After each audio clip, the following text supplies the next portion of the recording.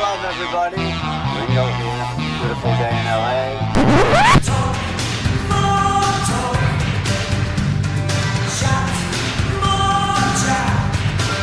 So, it was good to be able to kind of get it out in a song. The whole, origin of where we're all coming from.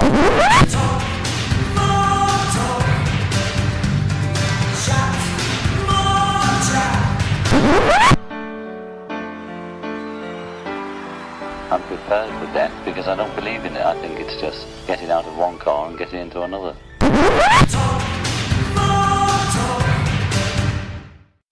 Welcome to Talk More Talk, a solo Beatles video cast where we talk about all things solo, and yes, some Beatles come up occasionally as well.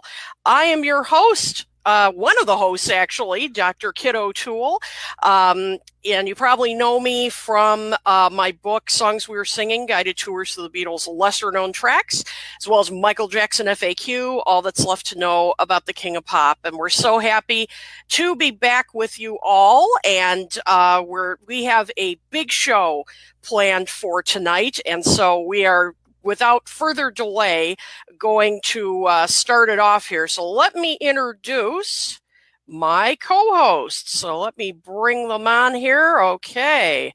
And one more. Okay. So let me introduce, I know you all know these great people here. First off, we'll start with Ken Michaels. He is the host of the long-running syndicated show, Every Little Thing. He is also the co-host of the very popular podcast, Things We Said Today. And I am also extremely jealous because he got to see Gladys Knight over the weekend, who is one of my all-time favorite soul singers. So I'm insanely jealous of you, Ken, but I'm going to welcome you anyway.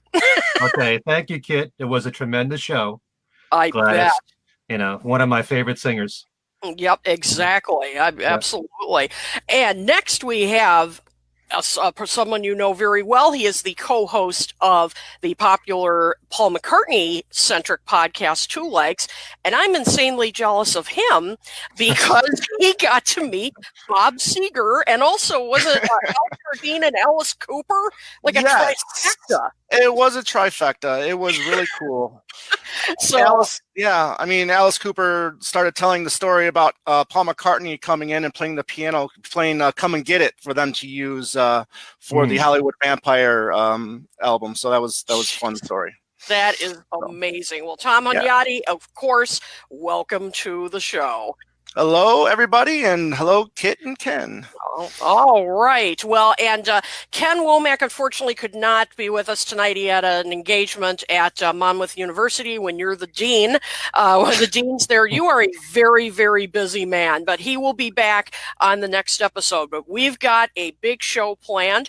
We've got news. We are going to, by popular demand, talk about the lithographs that Klaus Voormann did for the Ringo album. We talked about Ringo last week, that the album, and ran out of time. So we're going to just spend a little time on that, and then we are going to dive into Milk and Honey and Men Love Avenue. It's going to be just a great show. But let's start off with our main news guy, Ken. So Ken, you're representing two Kens tonight. That's right. I'm doing double duty tonight. That's right. So fill us in. What's the latest? Well, it would help if I had Ken Womack's glasses right now, but or cats.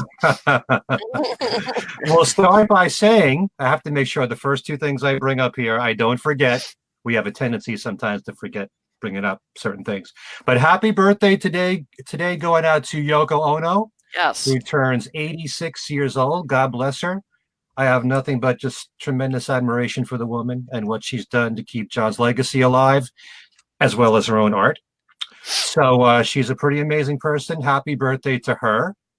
And also, for those of you that don't know, John Lennon will be on Stephen Colbert's show tonight as part of a band that he's been with for a few years, the Claypool-Lennon Delirium. It's with Les Claypool from the band Primus. And they have a brand new album coming out this Friday called South of Reality. So Sean will be on Stephen Colbert on tonight's show. Usually they always have the musical guests on the last 5 minutes, but I can't swear to that, but that's usually how it's done. So we have to bring up the brand new limited edition. It's the traveling edition of Egypt Station, which is coming out on May the 10th. Everybody's been talking about it since the news broke. Do you want me to list all of the contents of it, or just the general? Because I Yeah, think just most the main people. one. Okay, because you can get the music from Egypt Station on vinyl. There's a limited edition black double vinyl, and every time you say vinyl, it means 180 gram. Yeah. There's an exclusive limited edition night blue vinyl.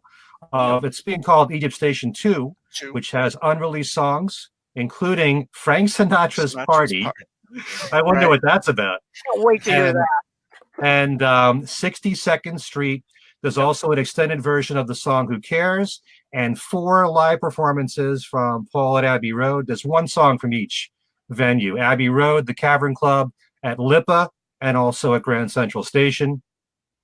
There's a limited edition CD for Egypt Station. They call it the Concertina because you can, spread it out and it looks like a concertina, I guess. Also a blue cassette version of Egypt Station, HD audio of all the tracks, they say upon shipment, and additional rare performance footage inside. Now that's the musical part of it, although they also say additional hidden surprises and rarities. Yep. But they also have Paul's handwritten lyrics, a 500-piece jigsaw puzzle. What else? Playing cards, luggage stickers. You get the idea. It's all in a suitcase.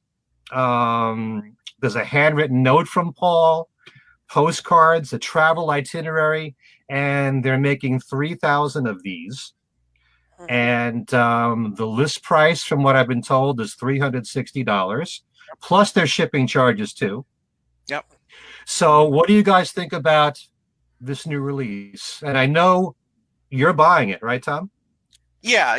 I went forward to get it, and that's only because they offered the a monthly plan. If they didn't offer that, I probably wouldn't have got this. So, but yeah, I was very excited when I saw this set. I thought it was really cool. I mean, yeah, I already have the cassette. Yeah, I already have the CD. Yeah, I already have the vinyl, and that's fine. I think this is a really cool set. It looks a lot of fun, and I'm looking forward to showing it when it comes in. So looking forward to it. How do you respond to all the people who are saying, with all these box sets that have come out and the remastered albums and everything, this is $360 here that you're shelling out? Yeah. Is Paul taking advantage of the fans in your eyes? No. I mean, what is he in business for? To make money. I mean, we're talking about, what are we doing? We're talking about Paul, where we're keeping his name, alive. We're keeping it going. I'm a physical media fan. I want to, continue to help, continue buying physical media. I mean, when that day comes when there's no longer physical media, which eventually it may come, it'll be a sad day for me. But I support physical media, and I think it's very important that you support the musicians or the acts or the actors or whatever that you love. I think it's important for you to get out there to support them, because that's the only way that this medium is going to continue, is by supporting it. Okay. Well, you keep hearing that vinyl has been making a comeback, and every single year there's more sales in vinyl. Exactly. Cassettes are picking up in sales. So you never know. I don't know if the physical format's going to die. Kid, how about you? I'm sorry. Go ahead, Tom. You wanted to say something? No, I would say no. I agree with you. I don't necessarily think it's going to die either, but there are talks about now certain companies like Samsung and others are going to stop playing. They're going to stop making Blu-ray players. So I mean, there's information out there that they think that this medium is dying. However, yeah, it's still going strong, and and I think we all should support that. Okay, Kit, your turn. I'm going to be the party pooper here. And in fact, I'm just showing a viewer comment on here. Hello, Andy. Said he will also not be buying it. He said 3 vinyl editions of Egypt Station, the Target CD, and the cassette. I'm good on this. Yeah, I mean, I completely understand. Yeah, I mean, I'm not as much of sort of a memorabilia collector. I mean, I like some of it, but I care more about the music. That's like my number one thing. And I mean, I was just stunned when the news came out, and there are like, what, 3 bonus tracks, and one of them is the extended version of Who Cares. I was expecting a lot more. I was really surprised. And then of course there's some live stuff as well, some recordings from the Grand Central Terminal concert, and I forget where, Lipa, and maybe one other, I Cavern forget. Club. Cavern Club, Abbey Road. That's right. Yep. So there's that. That's great. If they just had a music edition of this, which there is a rumor that could be coming, I hope it's true, because that I will buy. I will buy. But I just think it's just too expensive. I'm just showing another hello, Tom. Another saying, yep, same thing. Too much, too expensive. Not much bonus music and too much artwork. So yeah, that's kind of. And they said like what they did with New. That's what they should be doing. That new special edition where they had all the bonus. Yeah, there you go. Yep, like Tom is showing right here. Yeah, so that I would buy for sure. But, absolutely. Yeah. So but the reaction from this has been so interesting. I mean, it's the same reaction. It's the same reaction that the big Wings box set got too. I mean, people were outraged by the $400 price tag for that as well. But guess what? It's sold out in weeks. I looked at the website today. It's still available, but I predict that this thing will sell out soon as well. Probably. Yeah, actually, and one last thing, I did. David sent me a text with somebody had it on eBay already for $999. Oh God, it doesn't surprise me. Right. But I'm with you, Kit. I mean, I'm a completist, but I'm a completist when it comes to the music. Right. The music is really what matters to me the most. And anytime there's ever been a non-LP B-side to a single, I had to have it. If there were bonus songs on CD singles, I had to have it. Anytime there was something that was released audio-wise or video-wise, I had to have it. But I don't care about all this other stuff. I mean, it's nice, and I'm sure it's a great package. But really and truly, I'm not angry at Paul for doing this. I think that he's just catering to the collector. And there are collectors that are out there who will have no problem spending $360 for this. They might be looking at it as an investment that'll be worth a lot more later on to sell. Or they just want to have everything that's ever been released before. But with me, it's always been about the art. It's always been about the music. Yeah. And I just hope that these extra songs, Frank Sinatra's Party and 62nd Street, aren't going to be only available on this. We haven't heard whether or not there's going to be a real deluxe version. We did hear that when Egypt Station first came out that Paul recorded something like 27 songs. So if there was a double CD that came out with all those songs, I'd eat it up in one day. The day it comes out, I'd have no problem with that. That's what I'm looking forward to more than anything else. Yeah. But this is not for me, but it's for the people who are the collectors, and there'll always be those people out there. If this sold for $1,000, it would sell out. Yep. Yeah, I believe so. It doesn't matter. There are people who are into this who have to have everything that's ever come out, every version. And with me, I can go crazy, but not that crazy. So, Agreed. there's a moment here and there in my life when I might be just a tad bit sensible, and this could be one of them. Yep. Okay. Well, so those are our views on that. And some other news to get to: John and Yoko's wedding album is being reissued on March the 22nd, almost to the day of the couple's 50th anniversary, what would be 50th anniversary.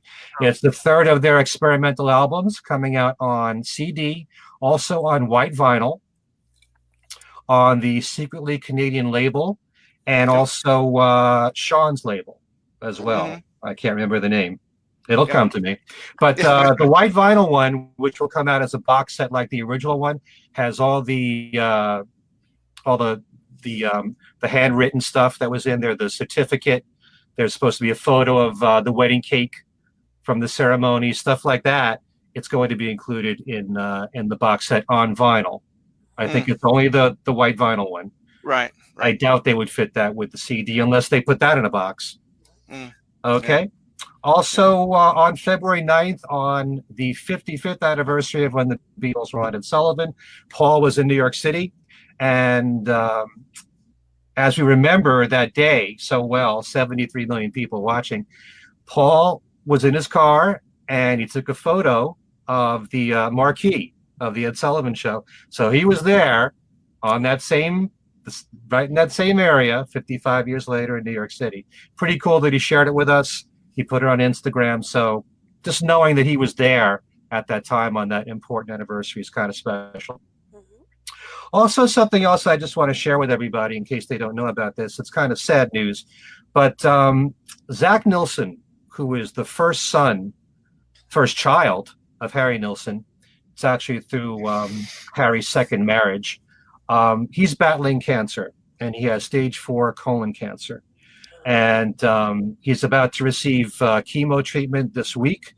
But I learned a couple of days ago that Paul McCartney actually wrote a letter to him as a letter of encouragement to help fight through this. And he also said in the letter what a privilege it was for him to know his father and what a great talent he was. And also mentioning the fact that his current wife, Nancy, had also battled cancer and she got through it. But it was just so sweet that Paul McCartney sent this to Zach Nilsson, who is, as far as I know, he never met him. And Zach's a really young guy, too. He's, I know he's born in the early 70s. Yeah. So send out some prayers, folks, to Zach Nilsson. He's a really nice guy. I had the chance to interview him last year, and actually the interview is on my website if you want to listen to it. Very down-to-earth guy. Whatever memories he had to share about Harry, he told me about that in the interview. Also, as I'm sure you know, there's a new movie coming out called Yesterday. And this movie tells the story of a musician named Jack, who survives a bus accident during a freak global blackout. And he wakes up in a world where no one's ever heard of the Beatles before. But the cool thing about this is that Jack remembers all the songs. He knows all the Beatles songs. He's the only person on the planet that knows the Beatles songs. So this movie is coming out on June the 28th, and it's being directed by Danny Boyle, who won an Academy Award for Slumdog Millionaire. He was also the writer of Love Actually. It also includes appearances from James Corden and Kate McKinnon, who I love from Saturday Night Live. She actually plays Jack's ruthless agent. So this movie is coming out, as I said, June the 28th. You can see trailers all over the internet. I know lots of Beatle fans have been sharing it. So it's a pretty cool idea. Yep. Waking up in a world where the Beatles didn't exist before. Yep. It's almost kind of like It's a Wonderful Life in a way. Maybe. I don't know. That's what I was thinking. Some other news, singer-songwriter and actress Jenny Lewis has a new album due out March the 22nd called On the Line, and she has Ringo playing drums on the first single, which is called Head's Gonna Roll, which is now available to buy.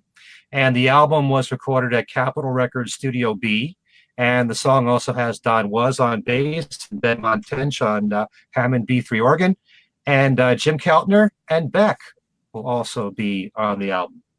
Nice lineup. Yeah, that's a lot of the people that Ringo normally works with. Also, lots of magazine news here, folks. There is an issue devoted to George Harrison, which can be found in the Ultimate Music Guide. It includes all of his albums reviewed, archival interviews, plus looks at his collaborations, India, George's relationship with Eric Clapton, and Monty Python. Again, that's the Ultimate Music Guide. John Lennon is on the front cover of Uncut magazine. There's an article on him that revolves around his, what they call his rock and roll revolution. And then there's Sean Lennon and Les Claypool. They're on the front cover of Guitar Player magazine. And as I said, they have a new album coming out this Friday called South of Reality. And the magazine refers to this new album as the prog rock masterpiece of 2019. Wow. All right. All right. So I'm sure I'm going to be listening to that pretty soon, as it comes out. Yeah. And as I said, don't forget Sean will be on Stephen Colbert tonight. Yep. So that's the news. Yep. Wow. Yeah. This was I told you all this jam-packed show, and then there are never things to run out of to talk. Right. About. Yeah. If I could just add, going back to the Wedding album, whether you like it or hate it, I think it's very important that all the music of these 4 individuals is out there for you guys to buy in this format. So if you're just a casual fan or obsessed Lennon fan, I mean, just go out and support it. It's all a part of history. Yeah. Yeah. Yep, so anything that the Beatles have ever done, group or solo, should always stay in print. That's always. true. And reissued periodically. Yep. So. Absolutely. Well, speaking of past albums and we have one more thing to talk about that was left over from our last show, which we thank you all for tuning into, where we talked about the Ringo album. After we ended the show, we ran out of time and realized we hadn't talked at all about Klaus Voormann's lithographs that he created for the album. So we're just going to take a couple of minutes before we get to our main topic to cover those. And I mean, I just I mean, Klaus Voormann is such a talented artist, and the drawings they're whimsical, they're beautiful.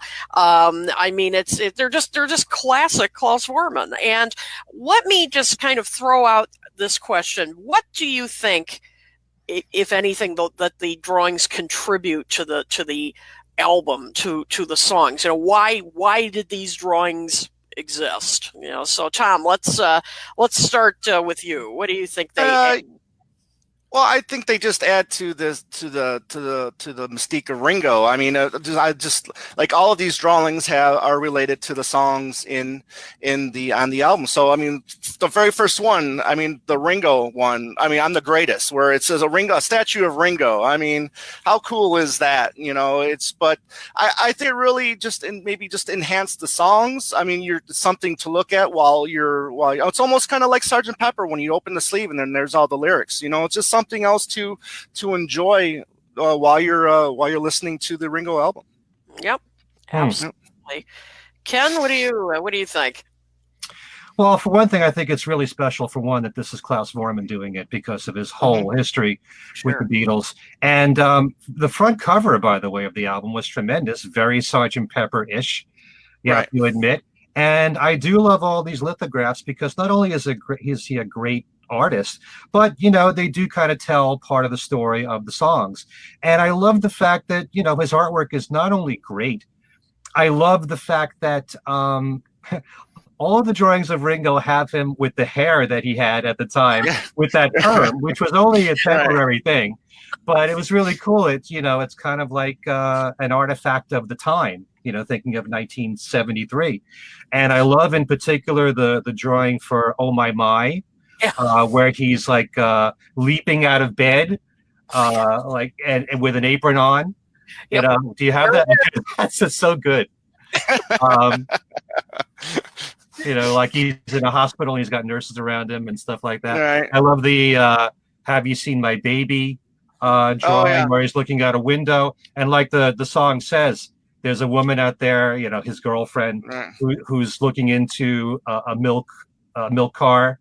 And you can see her butt she's going into the window and everything. So she's cheating on him with the milkman. I mean, there's so many great drawings, and he's just so skillful at doing that. And just the fact that certainly, I mean, I know that we're living at a time where vinyl is making a comeback. The fact that you have a package like that, it's not just the music. You've got something where you get so much more for the money when you get all these drawings. And again, like I said, someone who has that much history with the Beatles, not just the Revolver album cover, going back to the days in Hamburg, and playing on the solo Beatle albums. Right. Like the Ringo album. Here's a guy who played on the album, and he's doing all the artwork. I think that made it even more special. I agree. And, and again, I just think that Klaus nailed the sort of the themes of the album, the whimsy, as you were mentioning, Tom, like the I'm the greatest. I mean, that's wonderful. I mean, how making him standing on a pedestal. I mean, fantastic. I love the Step Lightly drawing because it's almost a caricature, but not quite. It's just skating, straddling that line, but it's never. It's affectionate. It's an affectionate portrayal. I also love You and Me, Babe. I love it. It's very simple in a way. I love how you just see the back of Ringo, bowing to the crowd. You're not from the perspective of the audience. You're on stage with them. Yeah, there we go. And and I just thought that's such an interesting way. You would think that he would draw just a picture of Ringo, his face like he did with the others, but just that slight change in perspective makes it interesting. And again, it just shows how, this whole album was sort of a performance. It was like he was putting on kind of a show for you. And Klaus, really enhanced that, I think, with those drawings and just nailed the tone. Tom, were there any in particular that you liked?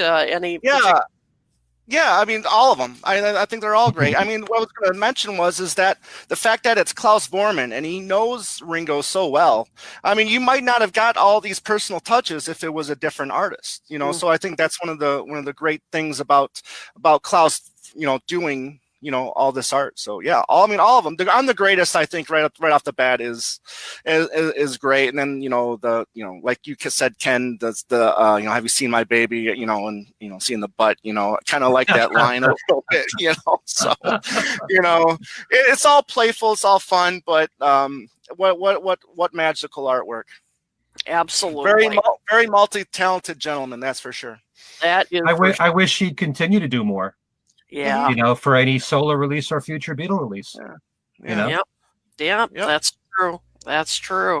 All right. So we've covered that. I'm glad a few viewers after the last show, mentioned it. So I'm glad they did because it is an important part of that album. So I'm glad we got to discuss it. So now let's move on to our main topic. And I'll tell you this, I'm really glad, Ken, I think you suggested this topic, and I'm glad you did because it was truly a joy to revisit these albums. I hadn't, heard them in a while, and what a wonderful experience. So we are going to talk about two posthumous albums that came out, Men Love Avenue and Milk and Honey. And we're going to talk about where do these fit in the John Lennon catalog, and what do they tell us about, where he was going artistically. But before we get to that, I want to throw this out to you guys. And by the way, all of you who are watching, please feel free to join in the conversation. We want to hear from you. Posthumous albums in themselves, it's a very tricky kind of thing because a lot of people don't like them because they think it's exploiting the artist. They're not here to I don't know if defend themselves is the right word, but there may be a reason why they didn't want certain material released, in their lifetime, and so the estate or whatever are making the decisions for them. Or is it a way to pay tribute to the artist? And so I just wanted to know, like, what do you think about posthumous releases? Ken, let's start with you. Well, I think they're important to put out because they keep the legacy alive. You always have to keep putting out product, whether it's once a year or a couple of years. But I also would like to say that when it comes to Yoko or Olivia, I don't envy their positions at all, because you have to put yourself in the mindset of their deceased husbands and try to figure out whether or not they would have approved these releases. This even applies to the Beatle product too. I sometimes wonder, would John and George have approved of the Sgt. Pepper and the White Album box sets as well? So, but you have to figure that when it comes to Yoko and Olivia, who would know better than those two? And, you still need an occasional release of unreleased material, for the fans who want everything and don't want to feel like it's all final. And sometimes if you run out of unreleased songs, then you've got alternate takes or alternate mixes and stuff like that. And again, if I was Yoko, I would feel like I know that John was extremely sensitive about his voice. You know, he liked to have reverb on it. He didn't like his voice just raw. And yet Yoko and most of us love it raw. However, whatever you do with John's voice, he had one of the greatest voices ever. And yet when you put out something like Stripped Down, which is taking away any of the polish of the studio, and it's just raw vocals and, you know, less production, more, you know, getting back to a Plastic Ono Band feel, you know, when you do that, that's more, I don't know. It's just so difficult to think, how would they approve this? But at the same time, you're in a position where it's always important to put out product. And, you know, I just don't know. It would be a really difficult decision if I was in their shoes to know how those two would feel, because, you know, they were sensitive to their own art. So, but like I said, it's now been almost 40 years, believe it or not, since we lost John. You got to keep putting out some things. Like the Imagine box set was so wonderful. You know, I don't think anybody would argue with that. But yet, it's also, I have a difficult time wrestling with whether or not John or George would approve of posthumous releases that have come out. But like I said, I got to trust Yoko and Olivia. And you make a good point, Ken, about the, you know, keeping them alive and, I mean, their memory alive, and, you know, putting out this new product to, you know, we find it hard to believe, of course, that people have to be reminded. But, you know, but yeah, I mean, there are, and of course, you know, younger generations and so forth. So it keeps them visible, you know, keeps the interest going. I think that's a really good point. And Tom, what about you? What are your feelings on posthumous release? Yeah. You know, I think it's necessary as well. You know, especially with the Milk and Honey. I mean, if you listen to if you have the 2001 CD, you have the interview at the end as a bonus feature, and you know, there he talks about, you know, we have another album ready to go. I think there was something like 22 songs that were recorded for you know, Double Fantasy Milk and Honey session. So that material was there. It was in the pipeline to come out. And I think, you know, Ken, with your interview with Jack Douglas, if fans out there don't know, I think last year you interviewed Jack Douglas. Was that last year? At you know, and he talked Fields. about, at Strawberry Fields. Yeah. So, I mean, the music was there and ready to go. Now, whether or not, you know, people would have accused her of, you know, of cashing in, you know, on Lennon's memory. I mean, I don't know. Maybe you can consider Men Love Avenue that, but for the case of Milk and Honey, I mean, this was in the pipeline and was going to come out, and I think this was a nice tribute. I think it's good that she waited a little bit. You know, what was it, 3 or 4 years, and then, you know, she had her very successful, you know, Seasons of Glass album that came out, where she, you know, dealt with, you know, Lennon's loss on that album, and, you know, a little bit more with Milk and Honey as well. But I think, you know, for Milk and Honey was necessary. Now on Men Love Avenue, maybe not so much. You know, I'm also in believe that maybe these two albums could have been combined and just have John stuff on it and not, you know, Yoko stuff. But either way, I love the Milk and Honey the way it is. I like it that it's a continuation of Double Fantasy. So you know, I'm quite happy with the results of Milk and Honey. And we have a question from one of our viewers who I know personally, Tom. Hello, Tom. Which is, do you think Sean and Donnie have some input too? I think Donnie does. Definitely.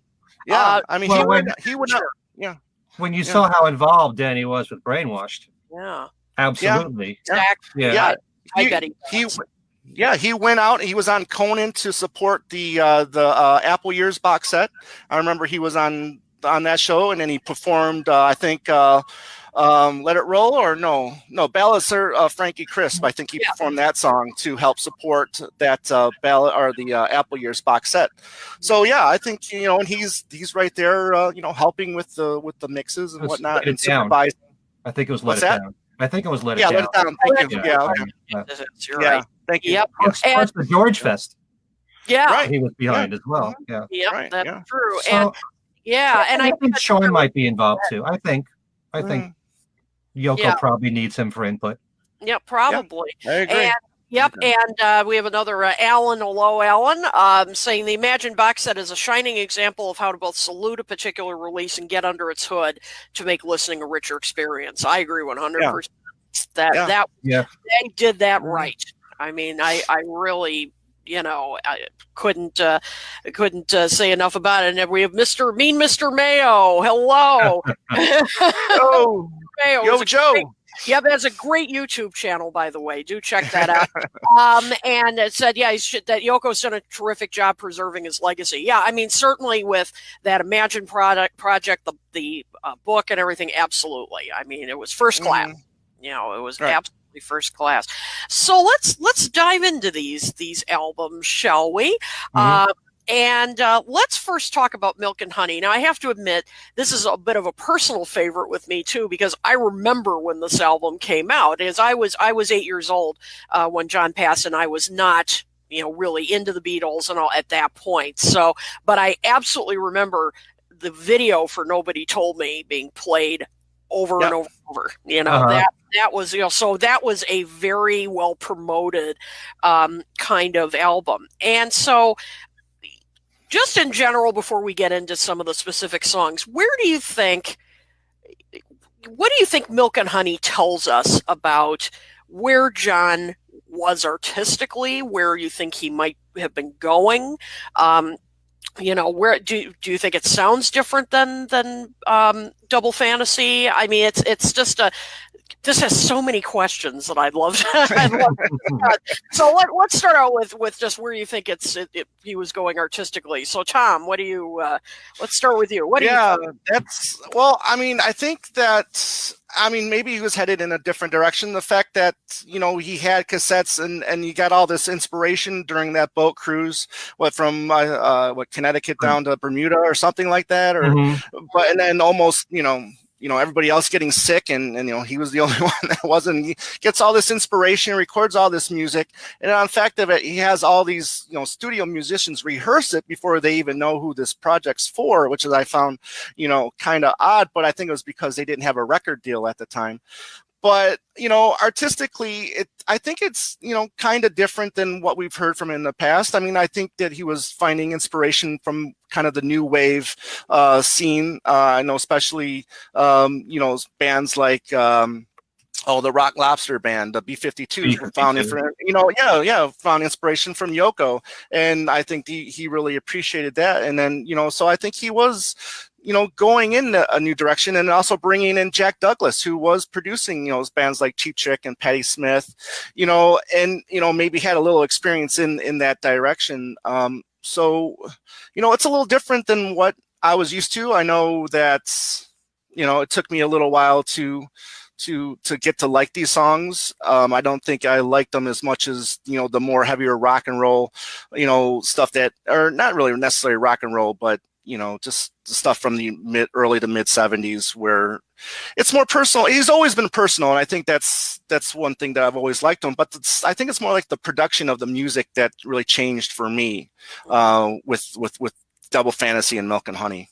So I look at it as more as the production in music than it is lyrically, because lyrically I think he's always been a very personal songwriter anyways. True. Interesting. I never really thought of it, but thought of it that way in the production. Wow. So Ken, what do you think? What strikes you? Really interesting what you said there, Tom. I mean, I would agree partly with that, more in terms of the production. I have to admit that when Milk and Honey first came out, I was a little bit disappointed because there was this long wait. I mean, it came out in January of '84, so we're talking about you had to wait 3 years to hear it. You knew the songs existed. You didn't know what they were going to sound like. And they came across as more rehearsals than they did very polished recordings. The songs on Double Fantasy are so much more polished. And maybe Milk and Honey would have been closer to that in terms of the production. But in terms of genres of music, I mean, the fact that he did Borrowed Time, which is kind of reggae-ish. I don't know what kind of style you call Forgive Me, My Little Flower Princess, which is which is an interesting song. It's the only really disappointing John Lennon song on that album, only because I really felt it wasn't finished, but it had a very unique sound to it. And I think another verse, a little bit more development, that it could have been a really great song. But the songs on Milk and Honey are very strong from John, most of them, as I said, except maybe Forgive Me. And obviously the fact that there's 6 Lennon songs as opposed to 7 on Double Fantasy, you could feel there was less. There was more Yoko than there was John. I don't know if I necessarily would think that it was a more contemporary sound for John. I think there was a lot of criticism at the time that Yoko's music was much more modern sounding than John's was. John's was more of a throwback. If you listen to something like Watching the Wheels and you have the start of the piano there, which reminds you sort of Imagine, it's more like the old John revisiting you. But it's very polished, very well done, great performances. The quality of the songs were great on Double Fantasy. And I think the quality of the songs for the most part on Milk and Honey were the same, but they didn't have a chance to polish it up more. Right. And yet at the same time, I love the looser feel now of Milk and Honey, whereas I didn't when it first came out. And a song like I Don't Want to Face It, man, that's one of the greatest rockers of John's solo career, period. Right. I love everything about the song. The lyrics are amazing. You want to save humanity, but it's people that you just can't stand. What kind of a line is that? That's such a great line, you know? And the bass line in there from Tony Levin really makes the song. I mean, that song really cooks. And I love I'm Step It Out. Nobody Told Me is great. Oh, Nobody Told Me is wonderful. Yeah. Like you, Kit, that was my first introduction to really John's solo career. I think I'm a year younger than you, and I was 7 when he died, so it really didn't register. So then we waited. I really wasn't listening much in the radio. I was a big Star Wars freak at the time, so that was really what my world was, revolving around, but, really growing up and listening to Nobody Told Me and these silly lyrics, like everybody's smoking and no one's getting high. And, there's Nazis in the bathroom just below the stairs. I mean, it kind of, reminded me of his, his weird lyrics and like, I Dig a Pony or something like that, so, and then, reading that this song wasn't, attention or was originally for Ringo, but him refusing to do it after he passed. So yeah, Nobody Told Me, like you said, Ken, just and Kit, fun song. It is, and you just answered a question that me and Mr. Mayo had, which was nobody considered a possible song for Ringo? Yes, it was. So my question to you guys is: can you hear Ringo do that song? Oh, absolutely. Can you hear it in your head? I mean, go ahead, Kit. Just some of it. That's a hard question because some of it, the humor, there's definitely humor in there. Yeah. Nobody told, and I could absolutely picture him delivering Nobody Said There'd Be Days Like These Strange Days Indeed. I can hear that, but some of the wordplay in there, I don't know. I'm having a harder time hearing that in my head. because some of that is just pure John to me, Right. I don't know if I could picture Ringo doing some of that, but it's intriguing to think about, isn't it? Yeah, I could see if if he was still with us, and him being at those sessions for Stop and Smell the Roses, that maybe that song would have been reworked a little bit more for for Ringo. Some of the verses could have been made more sense for Ringo to sing. Absolutely, so I do think that that song would have been given a little bit more of a a Ringo flair, had he stayed with us. Yeah, I could hear Ringo singing the chorus. Yes. But the verses, it does have a sort of a limited vocal range, so it could have suited Ringo very well. Right. It didn't have a wide range vocally for him to tackle. So, I could hear Ringo working on that, but like you said, Kit, maybe different lyrics. Yeah. That's definitely. And we're getting a number of comments here talking about and sort of mixed opinions of Milk and Honey. That some say that Tom here says that Nobody Told Me and I Don't Want to Face It are the best tracks, and didn't enjoy the Yoko tracks as much, and thought that a lot of the stuff on Milk and Honey was more like it would have been outtakes if John had lived. And I have to disagree. I really, as I said, I hadn't listened to this album in a while. I found it absolutely fascinating, and I loved many of the songs on here. In fact, some of them, I hate to say it, a few of them even better than Double Fantasy. I agree. Yeah. I don't want to face it, definitely, and nobody told me right up there. Yeah, I love Borrowed Time. Borrowed Time, I think, was good too. I love his experiments with reggae on this album. Obviously it was on his mind after traveling to Bermuda. You can definitely hear that. Of course, it's interesting. I mean, well, a lot of these songs like Borrowed Time, and I'm Stepping Out. That's a great fun song too. Sure. And that's a great opening song too. It is. Yeah, the intro is great. Yeah. It really is. And and you just get this sense, which of course when you listen to it now, it's sad to think about, but he just sounded so positive, confident. You could tell that like he was just expecting this was going to be like, I don't know if I want to say his rebirth, but definitely his reemergence, as an artist. And you could tell, he must have been listening to some new wave. Because you can hear B-52s, as you mentioned, Tom. There's also, even some of the like Police and stuff like that. You just, when you hear it, you're just like, yeah, this is 80s new wave. But not John's way. To me, that's what's great about it. He doesn't do it in a way that you're thinking, oh, he's just trying to, jump on the trend. No, it's still John. And I love that. I actually love Forgive Me, My Little Flower Princess. It's very unusual. I agree. It's very unusual. And that's probably why I like it. I think that's really interesting. And I have to say, a few people here have been saying they didn't like Yoko's tracks. You're the one. I actually think Yoko is really, I think she was made for, the like club tracks, and that's a good example of one. I could absolutely picture that, being played in dance clubs and all, and that could be why she's having success on the dance charts. Exactly, and and she went on, of course, to number hits on the dance charts. So, you really hear that here. So there are even some tracks like that are really interesting. But it was just fascinating to listen to this, to think, wow, he was really expanding his horizons, looking into, these different sounds. And I just, and the personal songwriting still there, as you said, Tom.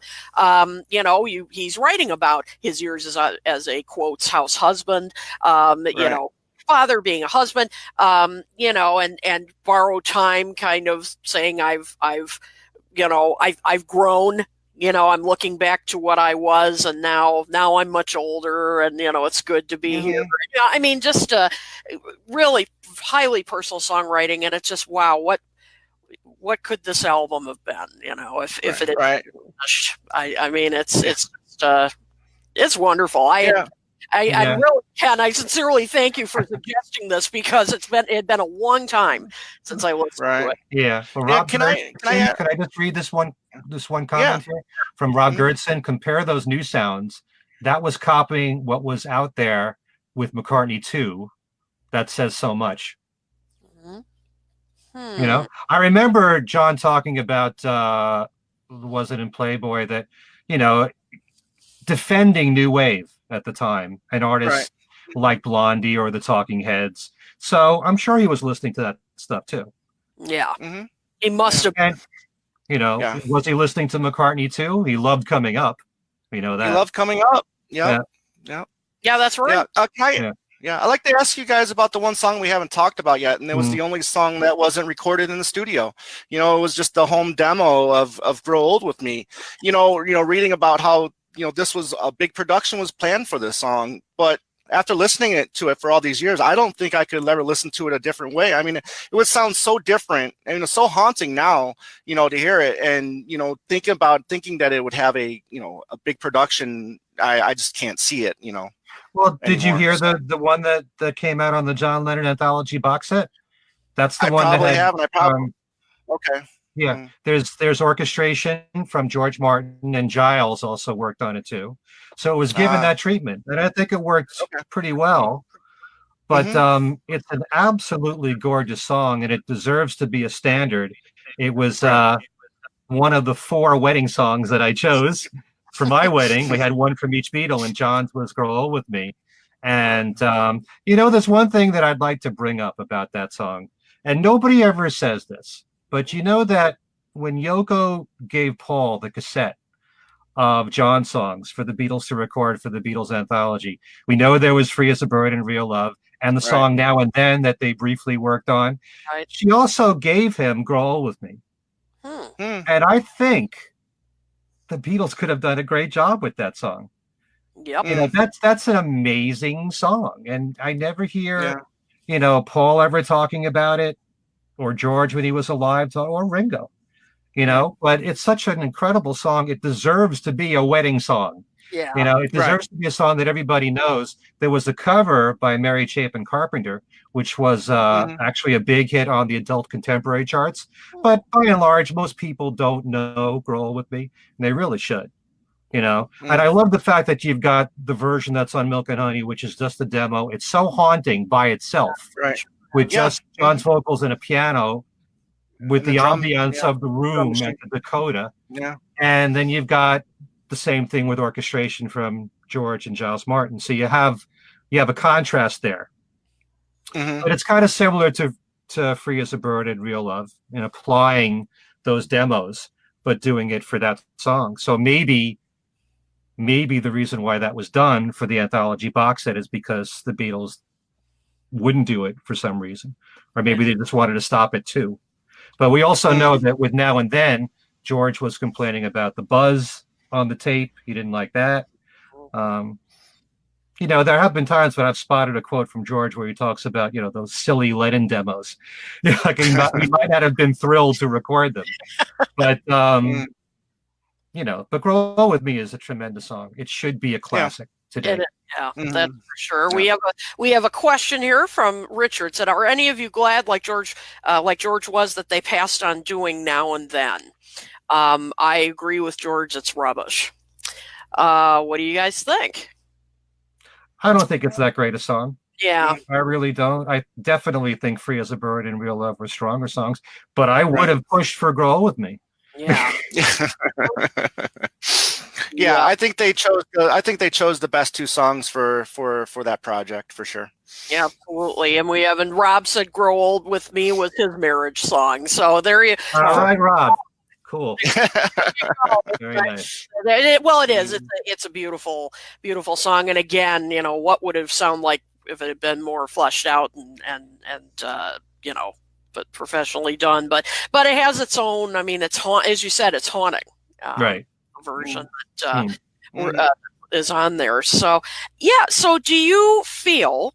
Somebody, and I apologize, I can't, we've scrolled past the comments. So somebody was saying that this is a good sequel to Double Fantasy, Milk and Honey.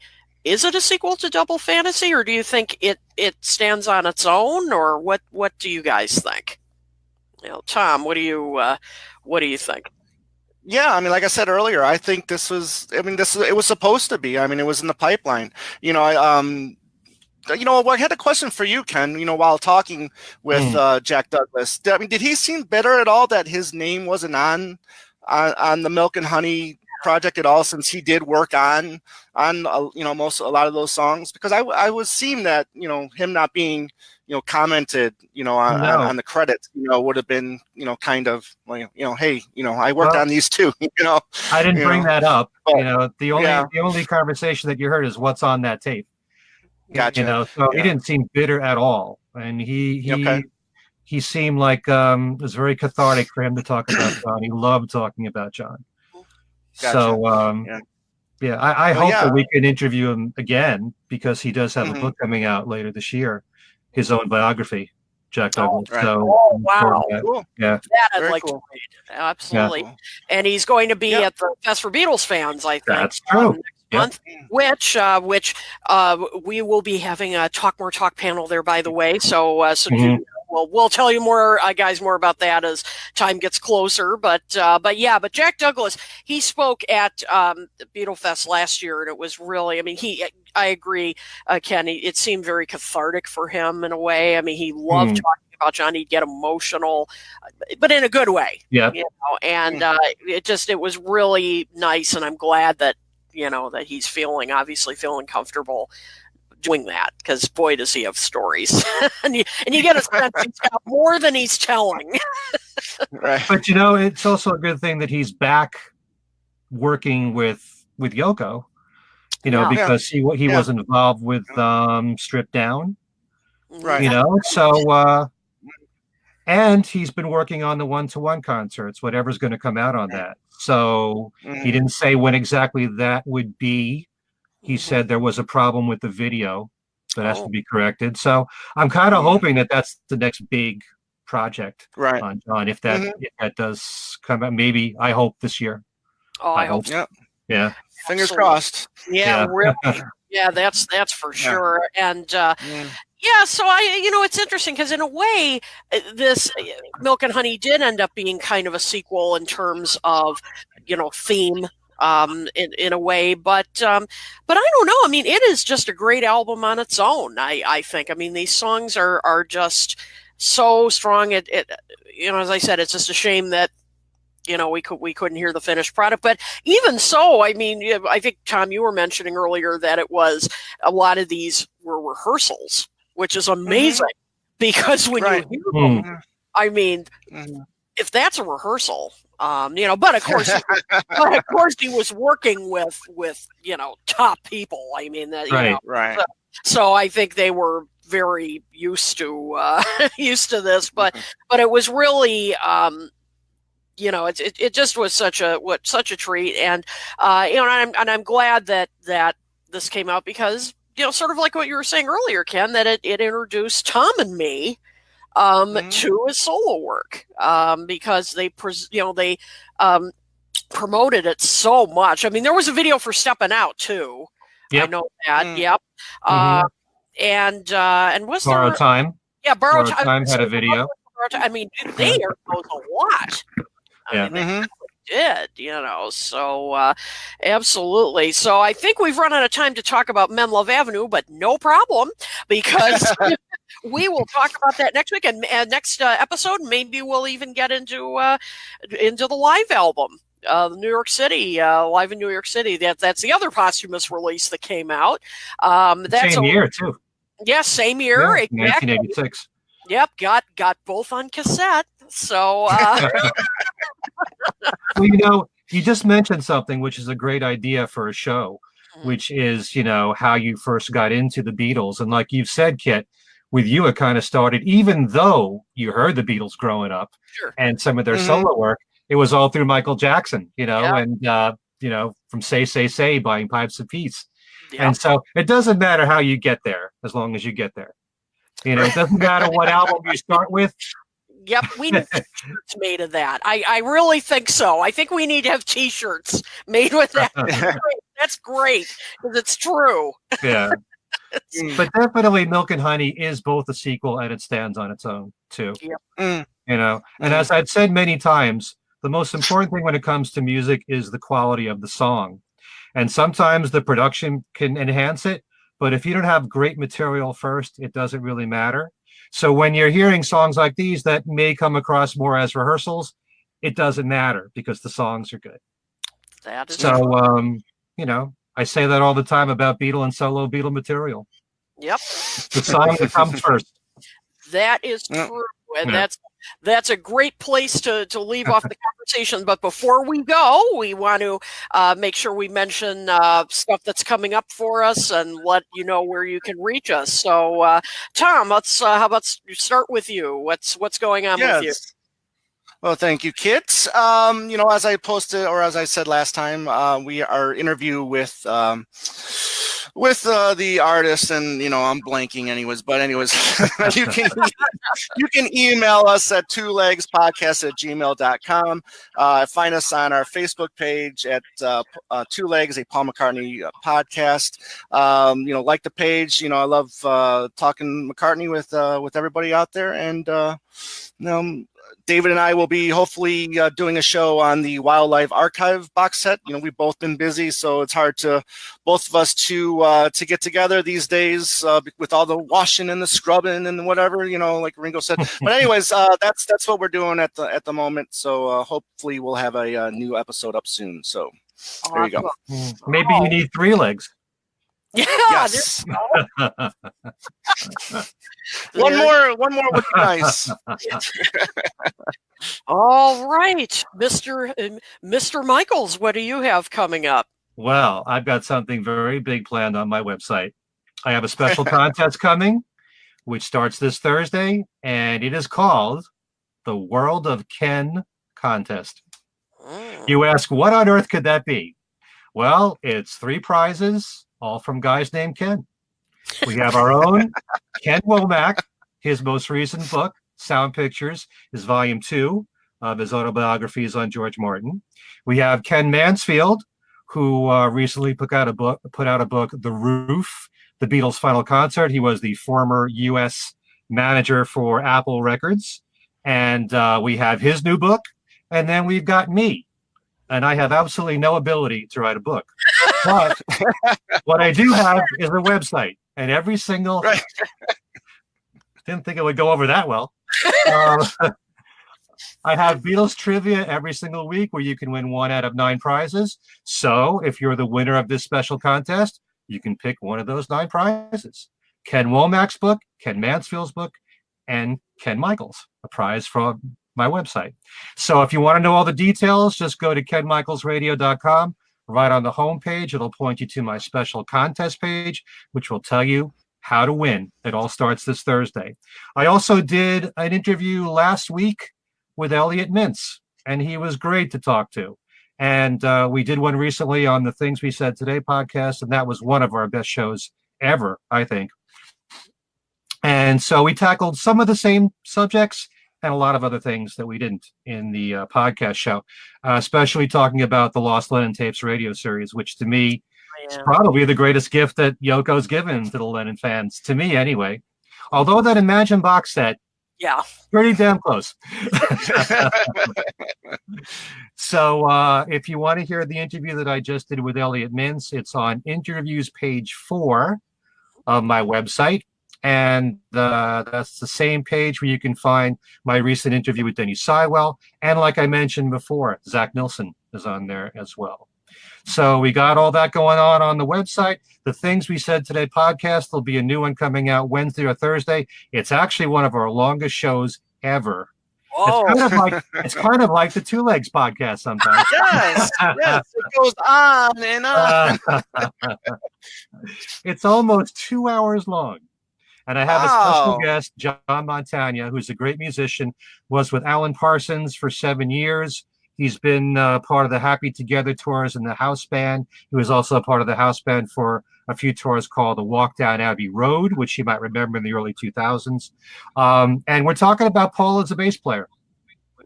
And he's going to be doing a special presentation at the Fest for Beatle fans where it's about Paul's bass playing on the Abbey Road album. So we talk about that. Since it's the anniversary coming up, we talk about that and Paul's bass playing throughout his Beatle years, and we spotlight some of his solo work. We only had 2 hours. So, so if you like hearing about Paul as a bass player, check that out. That will be on podbean.com and also on YouTube. We have our own channel, The Things We Said Today podcast, with Alan Kozin and Darren DeVivo. So all that's going on.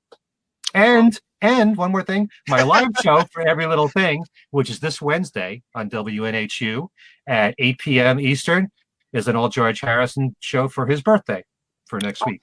So if you want to stream that, that's WNHU.org this Wednesday night at 8 p.m. Fantastic. You are always a busy, busy, busy guy. That's for sure. Well, I have actually talking about streaming shows. If you're watching this right now, later tonight at 11:30 p.m. Eastern, I am going to have my latest Bottomless Soul show, and it is going to be about the R&B songs that the Beatles covered. This was such a fun show to together. If you like Arthur Alexander, if you like the Donays, this is your night, because I'm playing those artists, and it's the first of a two-part show.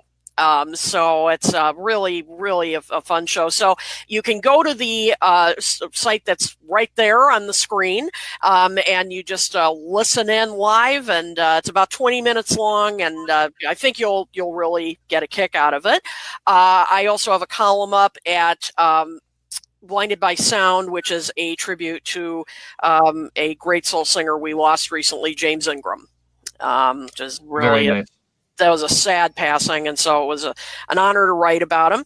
Deep Beatles is coming back this week, and I am going to Saturday night, those of you who are local, who may be watching or listening to this, I'm going to be taking part in a George Harrison birthday bash at a club called Martyrs in Chicago. Saturday the 23rd, I think it starts at 7, and I'm going to be doing a trivia contest, and yes, there will be prizes.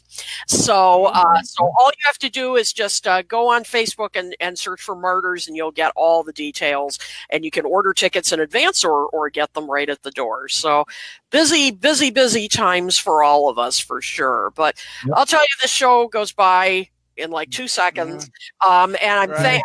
In the blink of an eye. Blink of an eye. Very good. I see what you did. You guys there. want that? You guys want that trivia question real quick? Oh, okay, sure. Okay. Yeah. What solo Beatles LP was the first on compact disc? Wait. I think I know. Do you want to guess first, Kit? Oh, man. No, go ahead. You guess. Give my regards to Broad Street. Wrong. I'm pretty sure Kit, that you was wanna- it.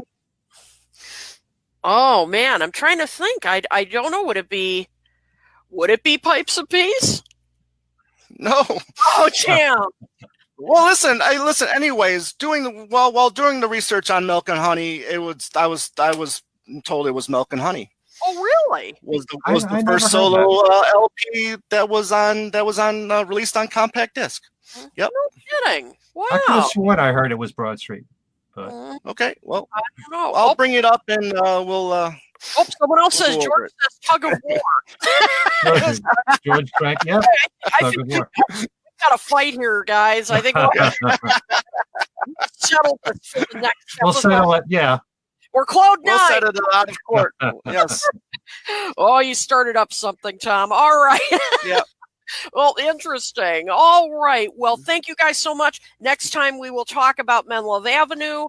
We'll have all the different news. I'm sure there's going to be a ton more by the time we get back together.